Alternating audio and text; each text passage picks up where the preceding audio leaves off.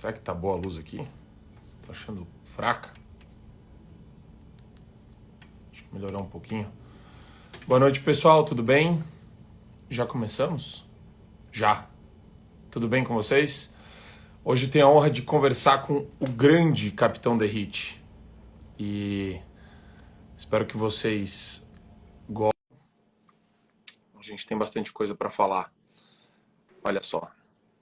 Boa noite, capitão. Tudo bem? Marcão, beleza? Boa noite, tudo jóia e você? Tudo ótimo. Como é que você tá? Bem, graças a Deus. Correndo, mas estamos bem. Eu imagino, né? Esse período aí, essa reta final, acho que é a mais complicada para o pessoal que está fazendo campanha, né? É, mas cara, gratificante, né? Eu tô aqui em Sorocaba hoje e estive com o presidente essa semana aqui. Que loucura, cara. Que uma terça-feira tinha 60 mil pessoas na praça, no centro da cidade, horário comercial. Motociata parou a cidade. Foi fantástico. Muito legal. Esse fenômeno é muito novo em termos de mobilização. Acho que a gente nunca viu algo tão popular nesse sentido, um político que consiga aglomerar de maneira tão eficiente as pessoas em prol aí de uma pauta, né? Porque eu vejo que muitas vezes as pessoas confundem como se fosse uma espécie de clube de fãs do Bolsonaro, mas é muito mais o que ele representa, né? Eu acho que é isso que está mobilizando as pessoas. Sim, Você quer reduzir...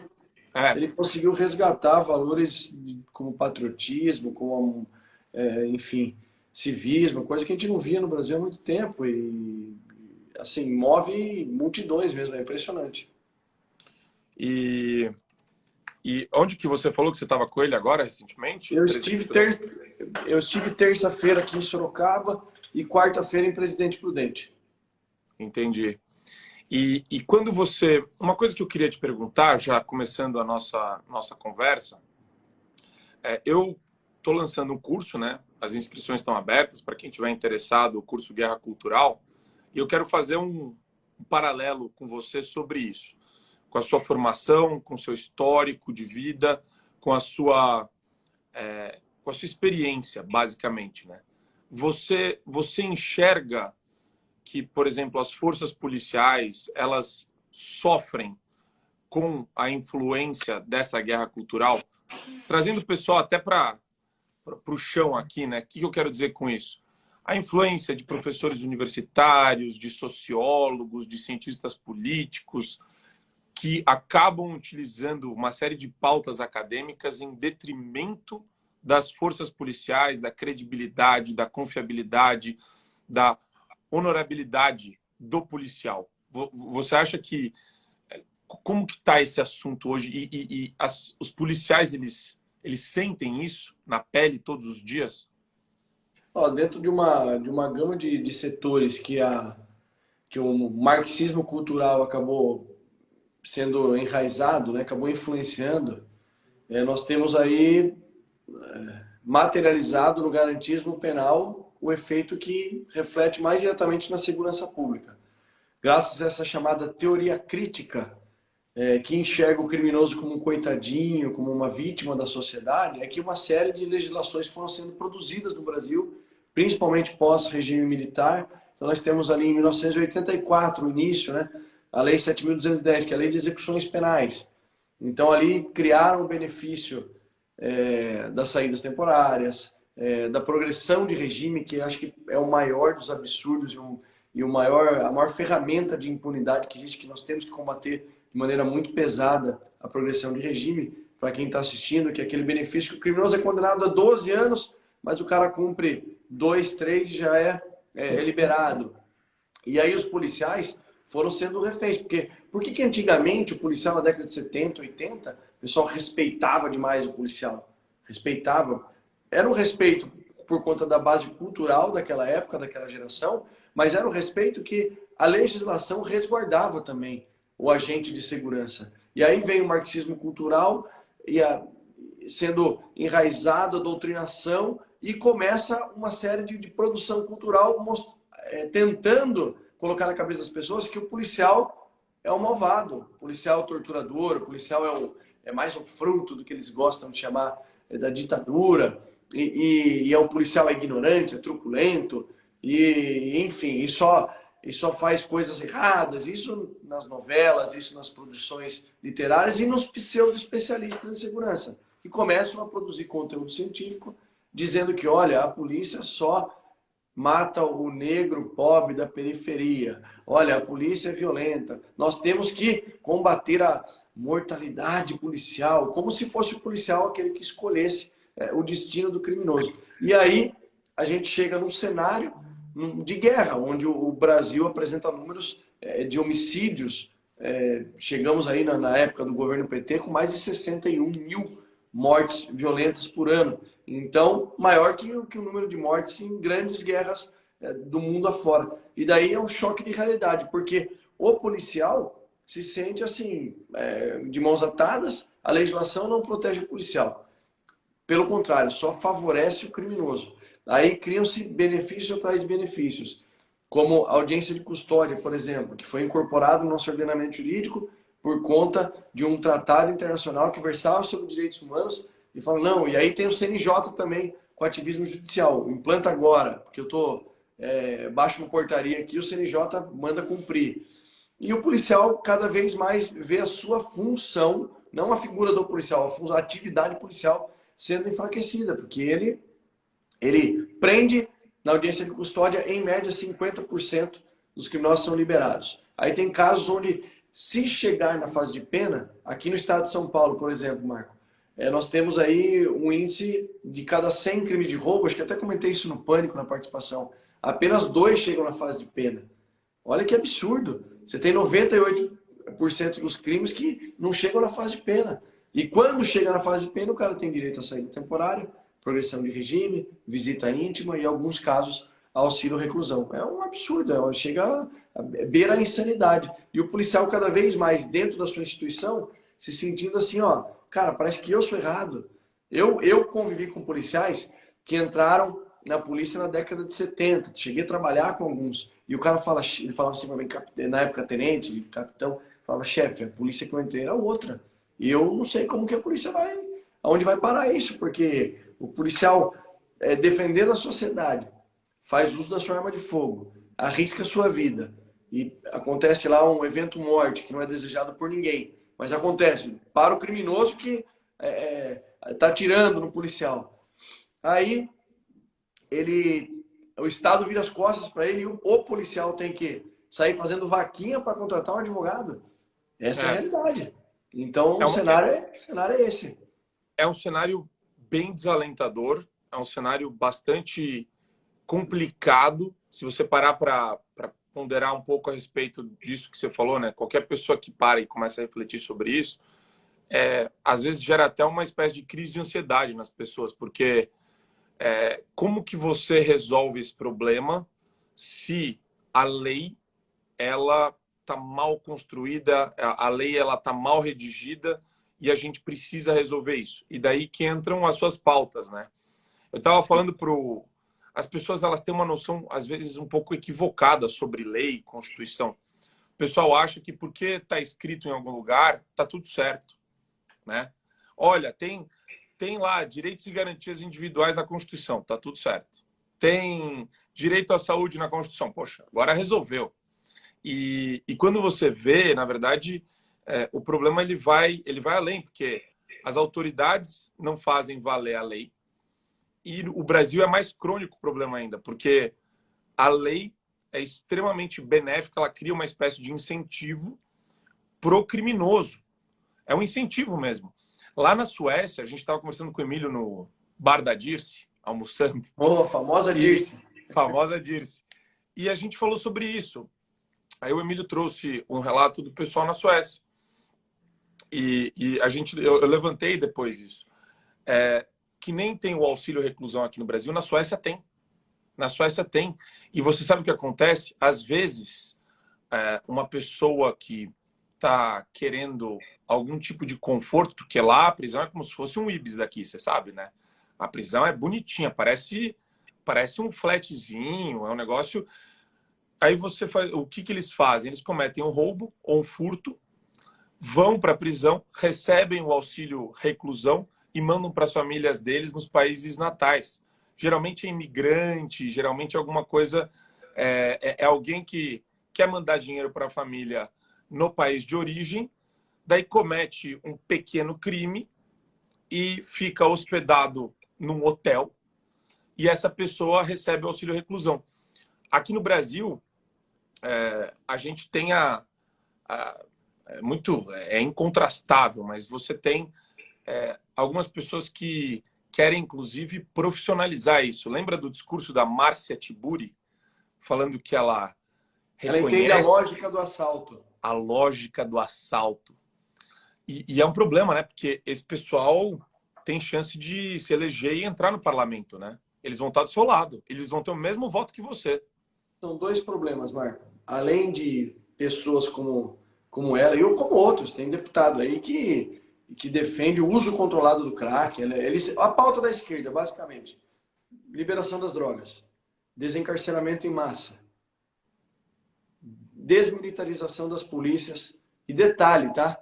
Tem imbecil falando que a polícia não devia usar arma de fogo, só arma não letal, arma que dá um choque elétrico. Não, parece piada, cara, mas tem imbecil falando isso. E aí um cenário que é tão preocupante quanto ter deputados com esse pensamento, que defende essas pautas.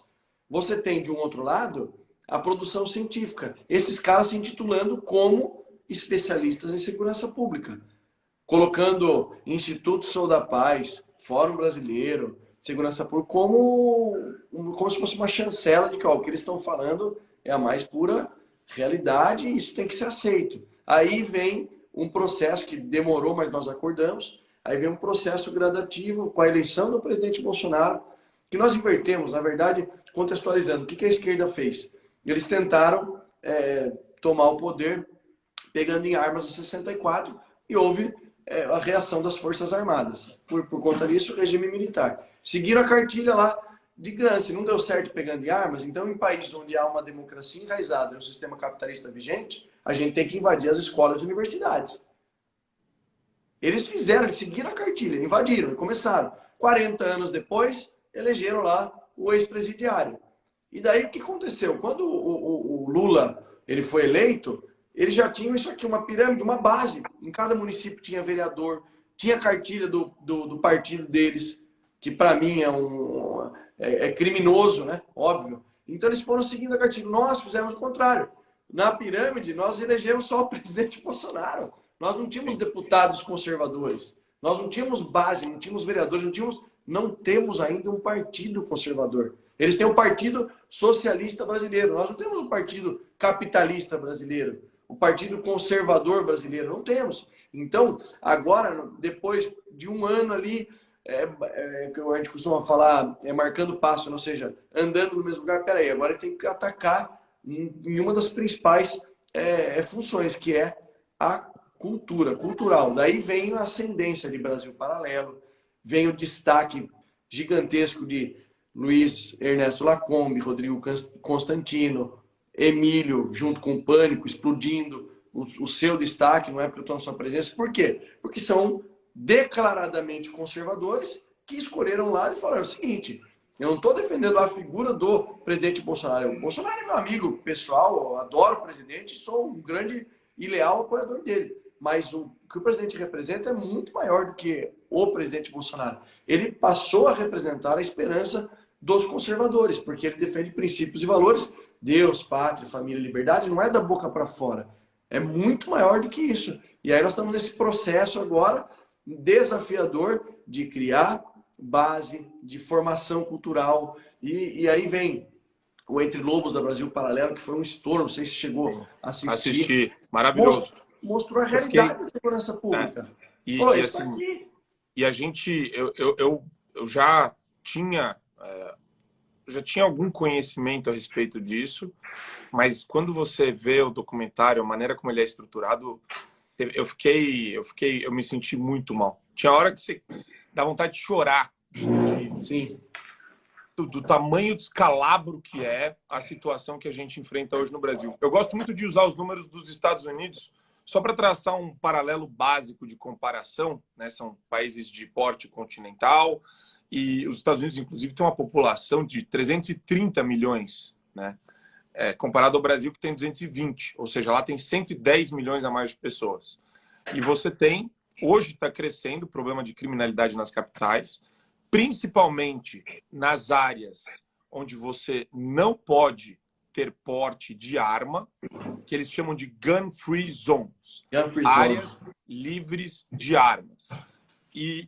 Mas quando você vê, por exemplo, no interior, quando você vê em outras cidades, o índice de homicídios é muito menor, muito menor.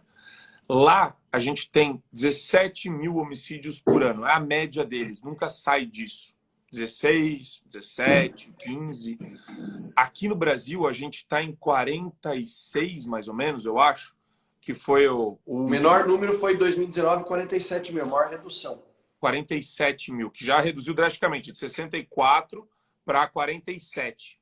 Ou seja, é quase aí 3 vezes mais, com uma população de 110 milhões de pessoas a menos. Então, a gente pode falar que é quase 6 vezes mais, né? Se você fizer aí uma...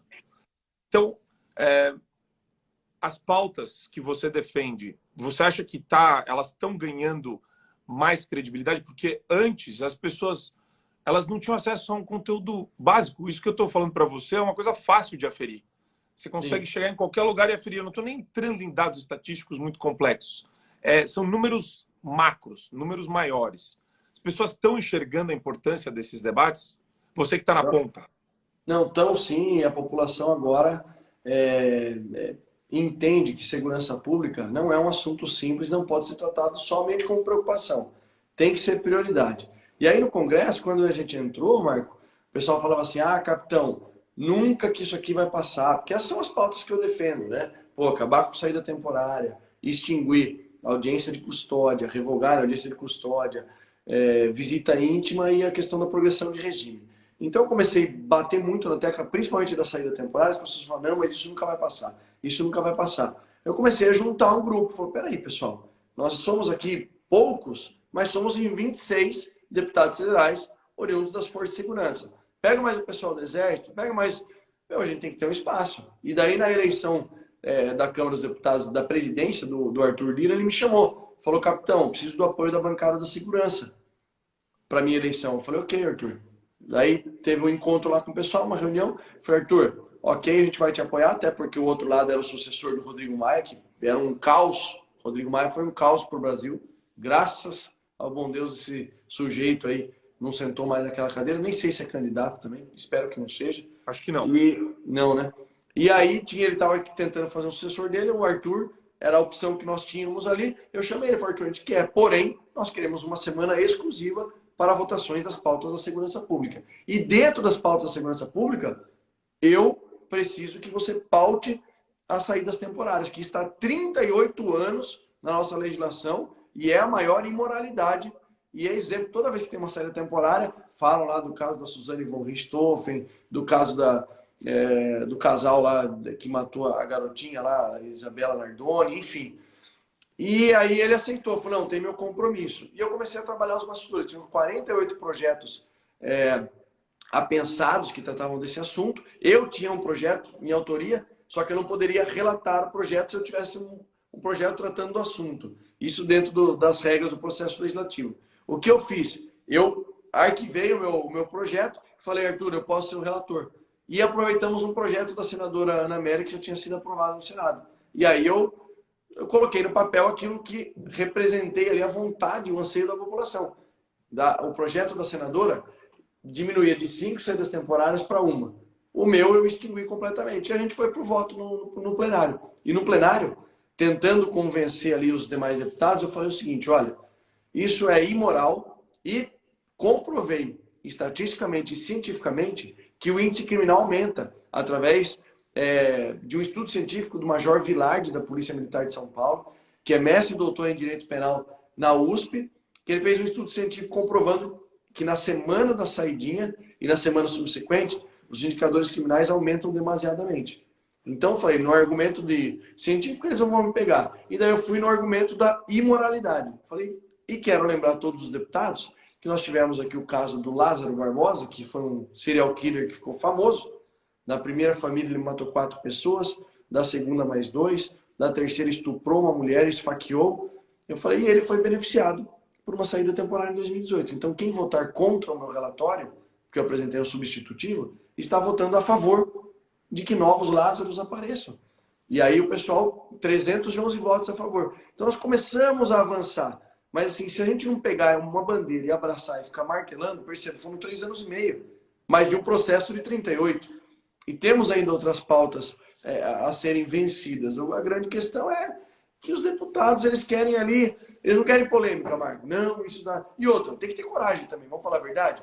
Porque o crime organizado, eles acham que eles gostaram, que tem um deputado ali que está tentando acabar. A minha vantagem é que eles já não gostavam de mim da época da Rota, porque enfrentei o crime organizado combatendo na ponta da linha. Então, eu acho que tem que ter gente com coragem também de colocar essas pautas no papel, levantar essa bandeira no Congresso e arrumar um meio ali dentro de chegar até os líderes partidários, presença na casa, para que isso seja pautado e apreciado. Mas aí, para a gente tentar entender também a dinâmica do Congresso, né? O que existe você falou 2 coisas que me chamaram a atenção. O covarde de defender pautas verdadeiras, né? A defesa da verdade.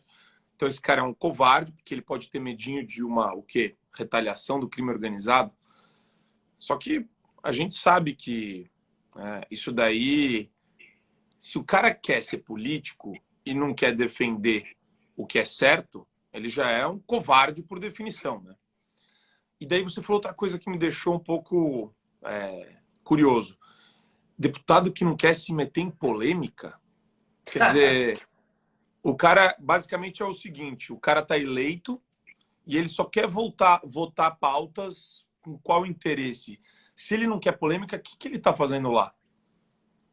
Pois é. É o cara que não quer assumir responsabilidade, ele quer ficar longe. O que mais tem na Câmara no Congresso, de forma geral, são projetos polêmicos. O cara tem que estudar, se embasar e assumir a sua posição. E mais do que isso, ouvir qual é a vontade do povo. Eu visito muitas cidades pelo interior, rodei muito durante esses 3 anos e meio. Eu conversava com as pessoas e falava, eles perguntavam qual que é o seu maior desejo nessa legislatura? É acabar com a saída temporária. De cada 10 que conversavam, as 10 concordavam. Então, não é uma... E por que ninguém levanta essa bandeira? Então, é isso. São pessoas que querem ali, que só pensam na sua reeleição, Marco. Vamos falar aqui o português claro. A primeira preocupação do cara, eu preciso me reeleger, e fica com essa política barata, né? Eu compro uma ambulância para o município aqui, destino um recurso para uma ambulância, ajudo com tanto recurso ali, que é uma obrigação do deputado, não é nenhum mérito o parlamentar fazer isso, mas representar o povo e levantar a bandeira de causas que são que de fato mudam a realidade da segurança pública, é isso. E você falou uma coisa interessante, né? Fez um comparativo da questão do índice de homicídios nos Estados Unidos e o daqui do Brasil. E as pessoas falam assim, não, eu sou um grande defensor, eu sou CAC há mais de 10 anos, eu costumo brincar que eu sou CAC na época que não era moda. E eu nem precisaria ser, porque eu sou policial militar há 20 anos. Então, eu tenho porte de arma de fogo em todo o território nacional. Mas por que eu me tornei CAC? Primeiro, porque eu gosto do esporte. E segundo, porque na época, para eu comprar uma arma, por exemplo, uma HK, uma Sig Sauer, trazer de fora, eu tinha que me tornar CAC para importar a arma. Uma coisa assim bizarra a nossa legislação. E aí, as pessoas falavam, pô, mas porte de arma de fogo vai reduzir os homicídios, é importante para a segurança pública. Isso é importante a gente falar. Posse e porte de arma de fogo não é política de segurança pública especificamente, mas indiretamente ajuda demais na redução de homicídios dos indicadores criminais. Tá a prova aí que em 2019 foi o ano que nós mais tivemos brasileiros com posse e registro de arma de fogo, seja da Polícia Federal, seja do Exército Brasileiro, e foi a maior redução desde 1979 dos índices de homicídios praticados por arma de fogo. Por que eu digo que não é política de segurança pública? Porque trata-se de um direito individual da pessoa se autodefender. Eu defendo muito isso. Agora, entre o lapso temporal de um criminoso que, por exemplo, está entrando na casa de uma possível vítima, de uma família, a polícia não é onipresente. Então vai ter uma ligação 90. Até essa Sim. ligação 90 entrar na central, a viatura deslocada até o lugar, vai ter um lapso temporal de 3, 4 minutos, talvez 5. A pessoa que está ali tem que ter o direito, pelo menos, de se defender. Se ela não quiser, não tem problema, é uma opção dela. Agora, o que nós defendemos, nós que defendemos a liberdade, que ela tem essa liberdade de poder escolher. Eu quero ou não quero me defender e defender a minha família. E aí você joga, você inverte o benefício da dúvida. Porque o benefício da dúvida hoje estava, né, até 2018, para o criminoso. Ó, a população brasileira não pode andar armada, não pode ter arma em casa. Contrariando o referendo de 2005, onde quase 65% da população votou a favor da comercialização de armas e munições.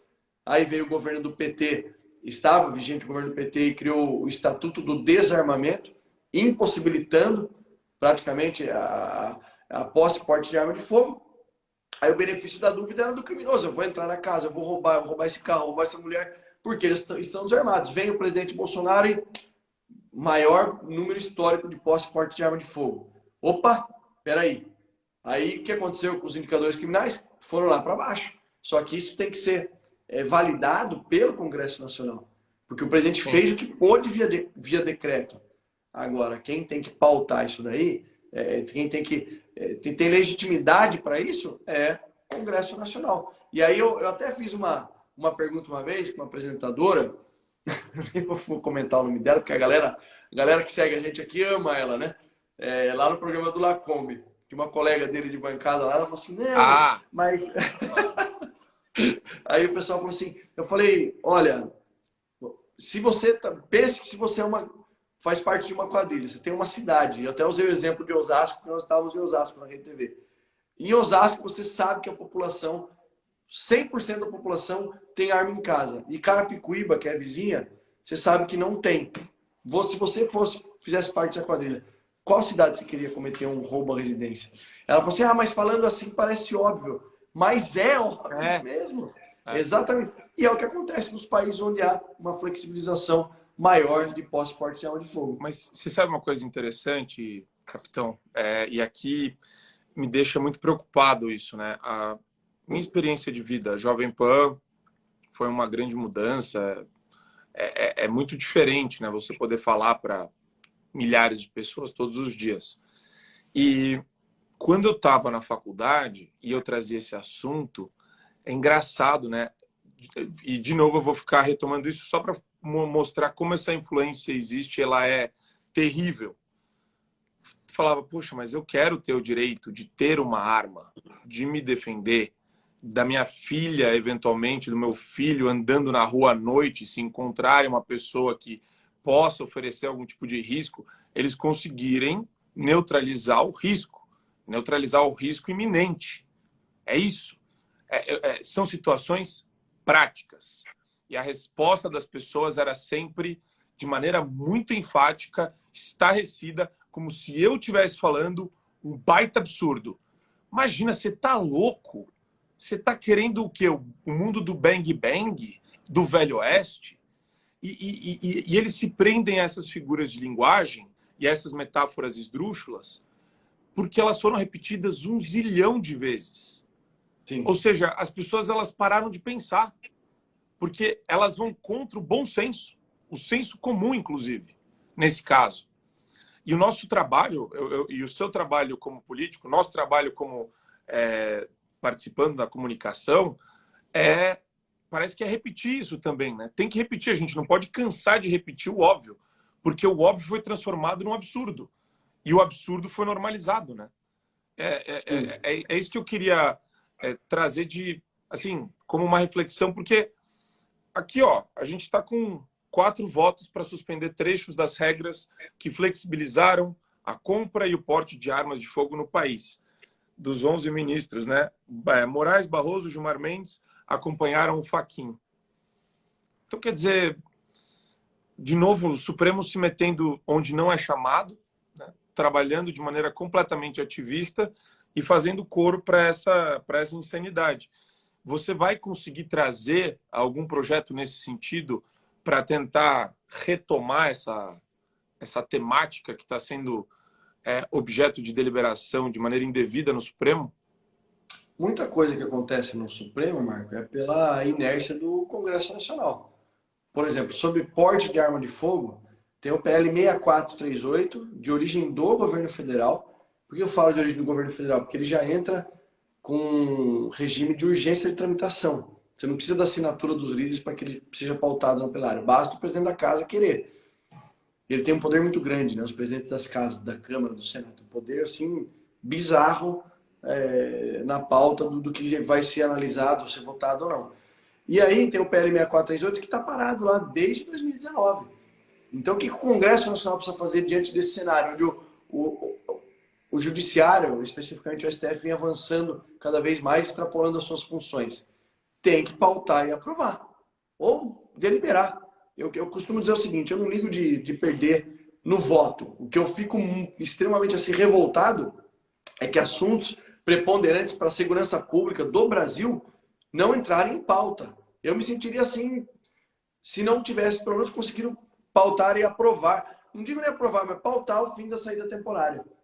Agora vamos para o voto. No voto a gente vai decidir o que vai acontecer. Então, já existe projeto. O que a gente precisa fazer é pressionar aqueles que têm o poder de pautar ou não. E nesse caso aí é o Arthur Lira, que é o presidente da casa, para que isso seja feito. Porque senão a gente vai ver cada vez mais o avanço do poder judiciário em pautas que não são legitimamente deles. Eu te dou outro exemplo. Nós tivemos a 6ª turma do STJ decidindo sobre duas coisas. Primeiro, sobre o relaxamento de uma prisão efetuada pela Guarda Civil Municipal de São Paulo de um crime de um traficante. O cara traficante foi preso pela GCM, aí entraram com uma... Agora eu não lembro qual foi o remédio jurídico. Eu sei que a 6ª turma do STJ decidiu que, olha, a Guarda Municipal não poderia ter realizado a prisão porque não pode realizar busca pessoal. Sendo que já existe uma lei, a 3.022, salvo engano, foi uma ADI. Existe uma lei, a 3.022, que já deu legitimidade e poder de polícia para as guardas municipais. As guardas municipais hoje são polícias municipais, reconhecidas por lei. E nós tivemos também a 6ª turma, olha que bizarro isso, dizendo que a abordagem policial tem que ser precedida de uma autorização judicial. Tem noção disso? Mais de 500 mil, talvez, de profissionais da segurança pública no Brasil. Então, o pessoal está nos assistindo aqui, 19h33 agora. Quem estiver chegando em casa, 8, 9 horas da noite, chegando na sua casa, viu 2 indivíduos ali em atitude suspeita, pessoas que não são do seu bairro, da sua rua, 2 caras de moto, de capacete. Você está suspeitando que eles possam lhe roubar ou roubar alguém que está entrando em casa. Quando você ligar o 190, o policial da central de operações poderia falar assim, olha, vou te passar do STJ e você liga lá para a 6ª turma, porque eu não posso fazer nada. Então é bizarro. E esse avanço só vai acontecendo por quê? Porque o Congresso Nacional nos posiciona. Entendi. É que na minha concepção aqui tem muita coisa para mudar. Essa próxima legislatura é difícil, né? A gente fala de várias leis em diversos setores, mas tem uma coisa que eu acho que o Congresso tinha que bater duro no ano que vem, que é controle concentrado. Tinha que tirar o controle concentrado do Supremo. As ações diretas têm que acabar. Isso daí, ó, já ajuda muito. E é uma forma do Congresso propor uma PEC nesse sentido e sem criar nenhum tipo de problema institucional. Mas é aí que tá. Eu não sei a temperatura do Centrão, se o Bolsonaro consegue mobilizar o Centrão para isso. Porque é uma bela forma de você só tirar deixar poder, no né? Supremo recurso. Só Sim. recurso. Acabar que for privilegiado também para tirar vocês do colo lá dos ministros, distanciar Congresso do Supremo Tribunal Federal. E, Essa pauta eu acho que é tão importante quanto a primeira que você falou. Por quê? Porque existe a promiscuidade, na verdade. Não tem harmonia entre os poderes, tem a promiscuidade.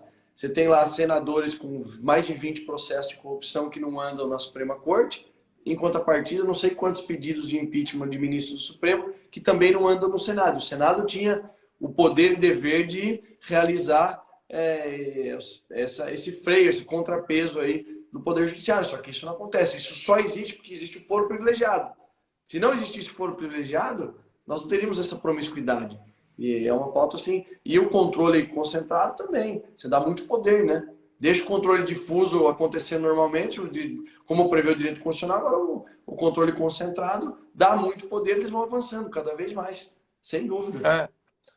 Porque daí é como se fizesse todo mundo do Congresso de trouxa, né? Então você vai lá, o pessoal não tem ideia de como é difícil articular, por exemplo, o fim das saidinhas que nem você fez. Dá um baita no trabalho. A gente se encontrou na livraria no lançamento do livro do Lacombe.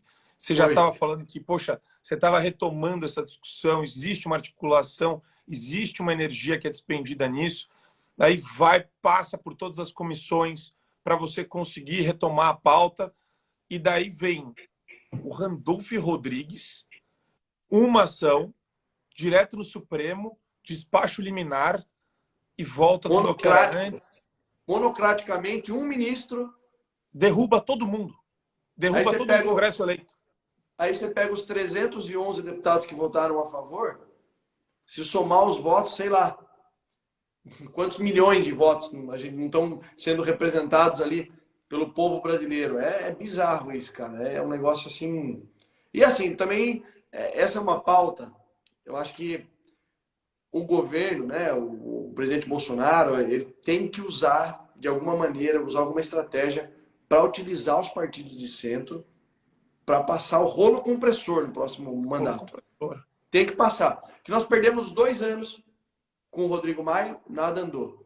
Daí veio o Arthur. A gente falou, agora é oportunidade, porque os partidos de centro estão junto com o presidente. Pandemia. Nós ficamos 1 ano e meio, Marcos, só votando projeto relacionado ao Covid-19. Então, atrapalhou demais esse avanço. E a pauta da segurança pública, especificamente, é algo que eu já bati pesado. O pessoal no Congresso já me identifica lá entre os parlamentares. Pô, já veio o capitão falar de segurança pública. Eu não vou parar. E eu quero chamar e contar com o apoio do governo, que eu tenho certeza que vai apoiar, para passar o rolo compressor. Tirar poder, eventualmente, de poderes que estão ultrapassando o limite ali da sua atuação constitucional e aprovar as pautas relevantes e importantes que vão fazer com que o custo do crime, que é muito baixo, comece a subir. Subir o custo do crime, cai a criminalidade. Gary Stanley Becker, o cara escreveu a Teoria Econômica do Crime em 1968 e recebeu o Nobel em 92. Não sou eu que estou falando, é um cara que recebeu o Nobel. E os países que fizeram isso, que encareceram o custo do crime, deram certo. Você pega o que o Rudolph Giuliani fez em Nova York, uma cidade que era extremamente violenta. Ele estudou e aplicou a teoria das janelas quebradas. Olha, você tem que punir o menor dos delitos para evitar que o maior aconteça. Então, no Brasil, o que nós fizemos? Fizemos o contrário. O que antes você abordava um cara usando droga, o cara ia preso. Não, peraí, é só um usuário, vamos descriminalizar o uso. Vamos passar a mão na cabeça de bandido. E assim foram criando vários benefícios para o criminoso. Nós barateamos o custo do crime. Se a gente encarecer o custo do crime, a lógica é o contrário, porque a esquerda ela tem um argumento no seguinte sentido. Não, mas a população carcerária do Brasil é a maior do mundo. Primeiro que é mentira. Você que está nos assistindo, quando alguém fala isso, você se posiciona dessa maneira. Isso é mentira. Porque se comparar com a população brasileira, número absoluto, é óbvio. Que pode, e nem assim é. Mas de efetivamente presos, não, já diminui bastante. E no segundo ponto, se você encarecer o custo do crime, o criminoso vai pensar, não 2, 3 mil vezes antes de cometer um delito. Porque se ele cometer um delito e for condenado a 12 anos e ficar 12 anos preso, ele vai falar, opa, já não está compensando mais. Se você tirar a saída temporária, visita íntima, auxílio reclusão, progressão de regime, o cara vai falar, opa, audiência de custódia, peraí. Aí, a tendência natural, e é o que aconteceu nos países desenvolvidos, que adotaram uma política séria de tolerância zero contra o crime, a população carcerária vai diminuir. A lógica é outra. Assim como a lógica da esquerda não funciona e não se aplica e não se comprova com relação a armas de fogo. Se nós flexibilizarmos as armas de fogo, o índice de homicídios violentos vai aumentar demasiadamente. Olha o que aconteceu em 2019, 2020, é mentira. Porque para esses seres irracionais que defendem bandidos, eles acham que o criminoso compra uma arma, coloca o CPF dele lá e paga imposto. É óbvio que não, que a arma utilizada pelos criminosos não é a mesma arma que o cidadão idôneo compra para se defender e defender sua família. Então essa lógica é mentirosa e não é comprovada em lugar nenhum do mundo também.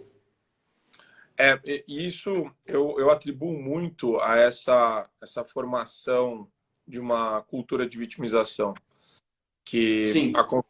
acontece com todas as forças aí no ambiente universitário. É impressionante o grau de demagogia que você é exposto quando você entra na universidade do primeiro ao quinto ano. Eu era a voz solitária, praticamente, nas universidades que eu lecionei e até nos congressos que você participa. Você percebe que eles adoram estimular esse ódio entre classes. Tem muito professor de direito penal e processual penal usando chavão de sociólogo de quinta categoria, né? Não, porque a polícia vai atrás do PPP, preto, pobre, puta, sabe? Eles têm... Só que esse é o problema, né? Todos repetindo isso ao mesmo tempo e a gente lá, uma gota no oceano de porcaria.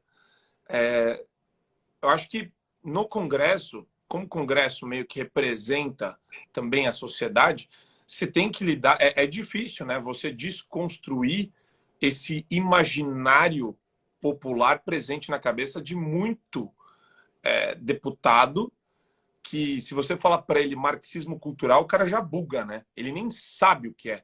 Eu imagino, né? Putz, é assim mesmo, viu, Marco? Eu converso muito com o Eduardo, com o Felipe Barros, com o Nicolas Ferreira. Eu acho que nós temos um compromisso muito mais amplo para os próximos anos. Nós temos que avançar na guerra cultural. O professor Olavo falava sobre isso, né? Eles fizeram a lição de casa, eles têm base. Eles doutrinaram as escolas, as faculdades. Nós temos também que fazer. O que você está fazendo aí, Marco? Lançando o teu curso, cara, isso é fantástico. Porque você tem uma baita audiência, está lá estourando no Pânico, merecidamente, como todos que participam do programa. Tem que usar esse capital de audiência que vocês têm para informar, para levar a verdade para a população. Foi o que o presidente Bolsonaro fez. Ele usou lá o João 8,32 e por quê? Conhecereis a verdade vos libertará. E foi assim, um tiro de sniper lá em 2018, quando em 2017, 16, 17, 18, quando ele usava esse slogan. Porque é a mais pura verdade. Quando você conhece a realidade, e o professor Olavo, porque ele, para mim, ele é um cara assim, brilhante. Porque isso que nós estamos conversando aqui, ele falava 30 anos atrás.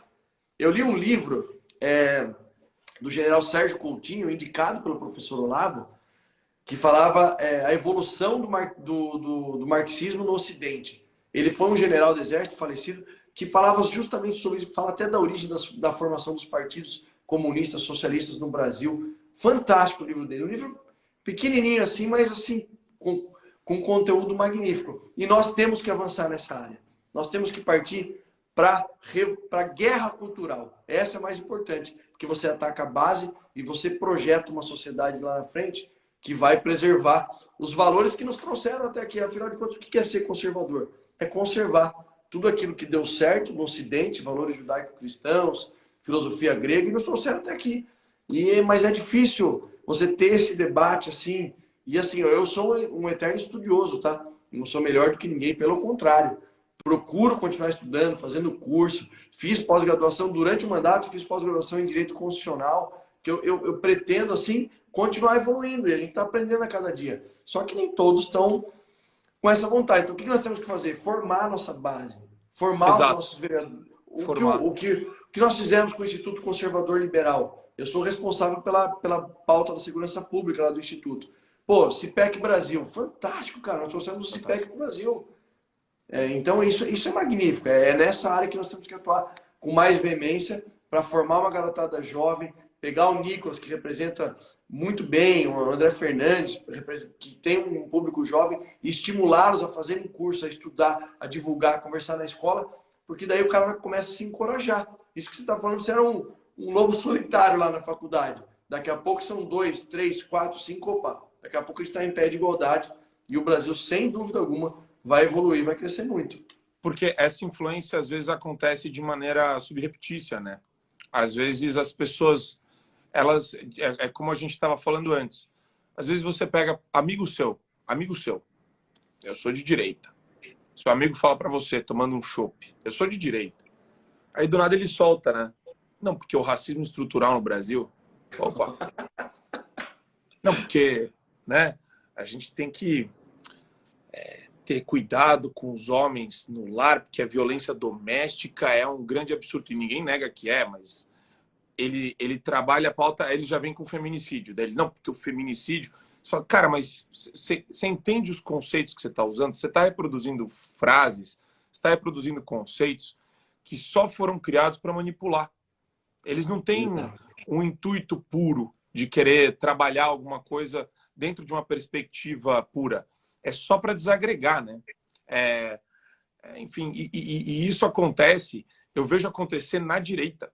Na direita. Às vezes vem um pessoal que fala, não, Marco, eu sou super direita. Aí você começa a conversar, ele começa a repetir todas essas pautas sob uma perspectiva de esquerda. E é por isso que a gente, às vezes, fica meio chato, né? A gente acaba sendo meio chato, porque a gente está tentando toda hora rediscutir o que a pessoa já acha que é normal. Então, é o trabalho de formiguinha, o que você falou, não pode esmorecer. Não, uma vez o pessoal da rede social que acompanha a gente aqui, o seguidor, falou assim, pô, capitão, mas você fica postando toda semana, tem um post seu sobre saidinha temporária? Me fala, você não... Pô, a galera já tá de saco cheio, a gente quer ação e não quer postar. Eu falei, amigo, é o seguinte, isso aqui é pressão. Porque, literalmente, pô, você é chato no Congresso, eu sou considerado um cara chato na segurança pública. Por quê? Porque, cara, para fazer o arroz com feijão, que é o básico, a galera, não, vamos votar, como eu te disse, né? Todo mundo quer votar a pauta limpinha, bonitinha, que todo mundo bate palma. Vamos, benefício para a saúde, ok, ótimo. Não, peraí. Quem vai enfrentar o crime organizado? Como que nós vamos asfixiar a questão financeira da lavagem de dinheiro no Brasil? Porque o crime, ele é um negócio como qualquer outra atividade econômica. E quando se ganha muito dinheiro, e no Brasil, a estimativa que aqui, só no estado de São Paulo, né, são 500 milhões de dólares por ano que o PCC está lucrando com o tráfico. Isso de 2 anos atrás. Peraí, como que nós vamos enfrentar isso? E por que o Brasil, especificamente o Brasil, tem uma missão que representa algo importante para o mundo todo? Porque os 3 maiores produtores de cocaína, Peru, Colômbia e Bolívia, são nossos vizinhos. E a droga passa majoritariamente pelo Brasil. Utiliza ali um caminho, como se fosse uma espécie de um caminho que já existe, do contrabando, do cigarro, da bebida que vem, e para ir para onde? Para ir para o Porto de Santos, do Porto de Santos vai para a Europa, para os Estados Unidos, outros portos que também ocorrem. Isso daí a gente vê alguns argumentos assim, não, mas a Polícia Federal apreendeu recorde de cocaína. Sim, aprendeu porque está produzindo mais lá, está passando mais droga aqui. Porque se você tem o mesmo efetivo, está utilizando as mesmas técnicas, aonde que está Claro, é mérito, eu admiro demais. E a Polícia Rodoviária Federal vem fazendo um trabalho magnífico. A Polícia Federal faz um trabalho brilhante. Não é nada, não é uma crítica. Mas nós temos que atuar, seguir o dinheiro, né? É o tal do follow the money lá, que os Estados Unidos aplicou muito bem. Tem que asfixiar o crime organizado, porque o crime organizado visa o lucro. Por que parou? Para pensar, Marco. Você que é de São Paulo. Lembra na década de 90, o comecinho de 2000, o índice de sequestros era muito grande, sequestro relâmpago, sequestro com cativeiro. Por que parou? Porque o crime organizado entendeu que era um risco muito alto cometer sequestro. Se eu vender droga aqui, o lucro é muito maior. Eles pararam. Não tem mais roubo a banco, tem explosão em caixa eletrônico à noite.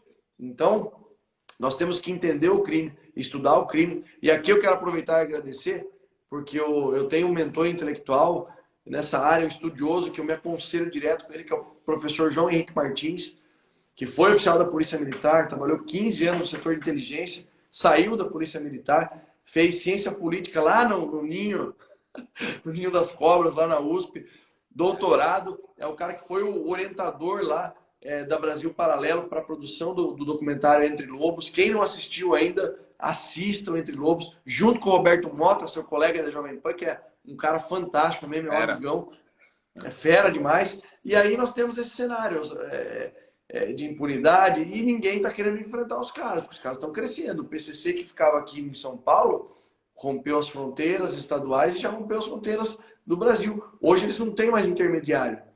Eles vão lá nos países produtores de cocaína para trazer cocaína para cá. E estão exportando, estão ganhando muito dinheiro. E nós temos que enfrentar essa dura realidade que é combater principalmente o crime organizado. E a sua perspectiva hoje para a gente formar uma bancada de conservadores, liberais no Congresso aqui pelo estado de São Paulo é melhor do que na última eleição? Você acha que existe? Dá para sentir isso na rua? Dá para sentir alguma coisa que mostre que as pessoas... Porque eu fico perplexo de ver como tem gente que vota em cara de esquerda que vem com as pautas mais imbecis que eu já vi na minha vida. Teve uma que eu estava vendo esses dias, acho que já é um benefício, inclusive. Um livro, cada livro lido, o cara tem a redução de 1 dia de pena. É uma coisa, sabe? Eu olho, eu fico bobo de ver como tem gente trouxa.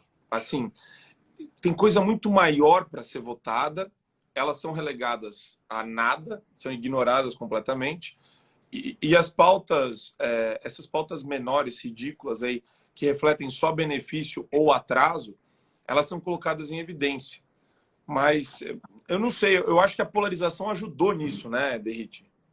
Ajudou, nós temos deputados aí que querem institucionalizar e descriminalizar o furto, por exemplo.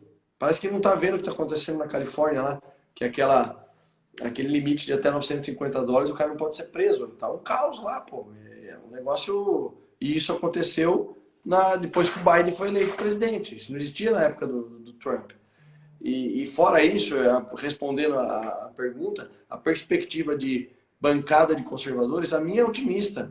Porque a população, primeiro que vai dar uma peneirada, né, Marco? Todo mundo ali era Bolsonaro em 2018, era só fazer uma sinal de arminha, ter o 17 na frente, pau! Tava eleito, mas muitos caíram pelo caminho aí. Mostraram a sua verdadeira faceta, né, de traidores. E não é traidores do Bolsonaro, é traidor do povo brasileiro, que confiou o voto no cara ou na mulher.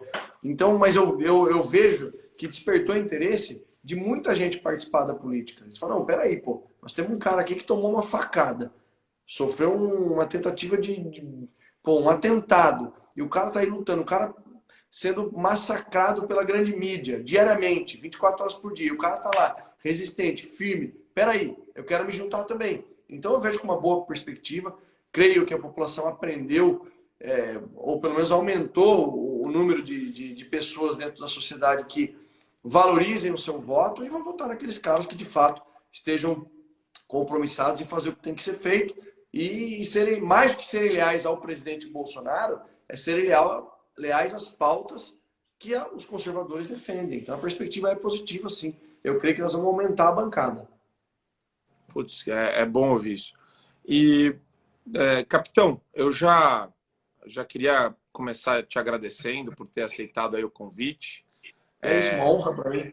Imagino que deve ser difícil, né, conseguir articular qualquer tempo para você, que você deve estar viajando bastante aí durante esse período. Queria aproveitar só para explicar também que acho que o curso, né, eu descobri que eu gosto de me comunicar e a minha missão com o curso é exatamente essa.